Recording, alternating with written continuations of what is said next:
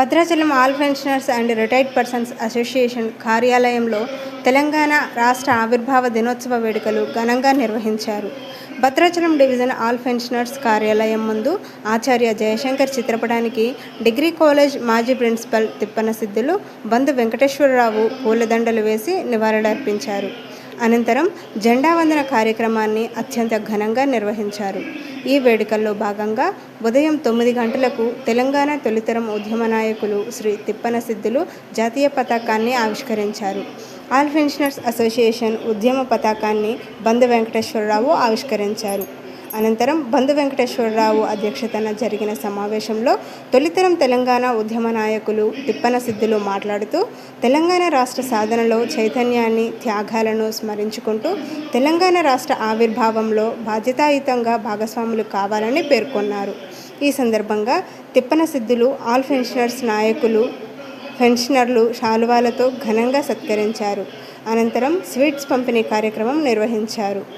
ఈ కార్యక్రమంలో డివిజన్ అధ్యక్షులు బంధు వెంకటేశ్వరరావు, ప్రధాన కార్యదర్శి కేఎస్ఎల్వి ప్రసాద్, గౌరవ అధ్యక్షులు సుబ్బయ్య చౌదరి, కోశాధికారి డి కృష్ణమూర్తి, ఉపకోశాధికారి నాళం సత్యనారాయణ, ఉపాధ్యక్షులు ఎం హరినాథ్, ఉపాధ్యక్షులు జి మురళీకృష్ణ, డిసిసి కోటేశ్వరరావు, పంపన సత్యనారాయణ, బాన్సీలాల్ రామరాజు, దుర్గాప్రసాద్, చుక్కా రాంబాబు, భైరు నరసింహారావు, బీజేఎల్పి దాస్, వి రాంబాబు, ఎం కొండలరావు, బంధు వెంకటేశ్వరరావు, బంధు నరసింహారావు, సూరిశెట్టి కృష్ణ, సీత్య నాయక్ తదితరులు అవును కదా. కూలి తీసుకొస్తేనే బతకడం, సాయంత్రం కాగానే ఏదో గంజి దాగి బతుకుతున్న వాడిని నేను రావడానికి సిద్ధమే మీతో పాటు. కానీ తెలంగాణ యొక్క ఏది మీ నక్సలిజంలో ఉండే యొక్క సిద్ధాంతం ద్వారా ఈ యొక్క రాజ్యం ఎప్పుడు వస్తుందో చెప్పండి. మీది నక్సలైట్ల రాజ్యం ఎప్పుడు వస్తుందో చెప్పండి అని ఒకటే ప్రశ్న వేశాను కేజీ సత్యమూర్తి గారు.